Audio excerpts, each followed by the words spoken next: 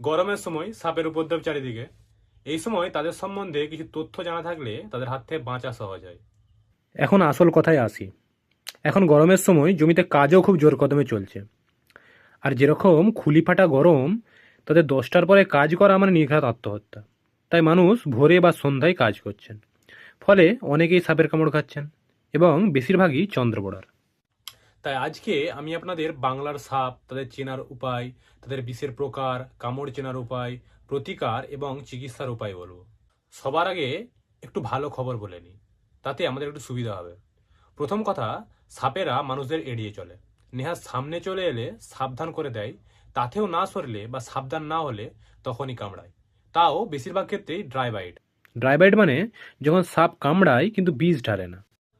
তার কারণ সাপেরা বিষ তৈরি করে শিকার ধরার জন্য এবং হজম করার জন্য। যেহেতু মানুষ সাপের স্বাভাবিক খাবার নয়, তাই মানুষকে কামড়ে সাপ বিষ নষ্ট করতে চায় না। যদিও এর ব্যতিক্রম হলো চন্দ্রবোড়া। এরা কোনো রকম সতর্ক না করেই কামড়ায় এবং প্রায় প্রতিবারেই বিষ ঢালে। এবারে আর একটা কথা, ভারতে তথা বাংলায় যত মানুষ সাপের কামড়ে মরে, তার বেশিরভাগ কামড়ের জন্য নয়, দেরি এবং মানুষের ভয়ের কারণে মরে। অনেক ক্ষেত্রে দেখা গেছে মানুষটাকে সাপ কামড়েছে কিন্তু বিষ ঢালেনি।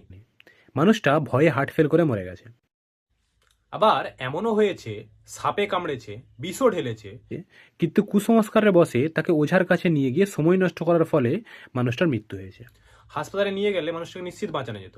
আর তাছাড়া সরকারি সমস্ত হাসপাতালে সাপে কাটার চিকিৎসা যে বিনামূল্যে হয়, এটাই অনেকে জানে না। ভাবে অনেক টাকা খরচ হবে, তাই ভয়ে নিয়ে যায় না। তার দাম দিতে হয় জীবন দিয়ে। আর একটা প্রশ্ন হয়তো অনেকের মনেই আসছে, তাহলে ওঝার কাছে নিয়ে গিয়ে যে কত লোক বেঁচে যায়? আসলে ওগুলো ড্রাই বাইটের ঘটনা, যাতে সব বিষ ঢালেইনি। ওকে যদি ওঝার কাছে নাও নিয়ে যাওয়া হতো তাহলেও বেঁচে যেত, অবশ্যই যদি ভয় না পেত।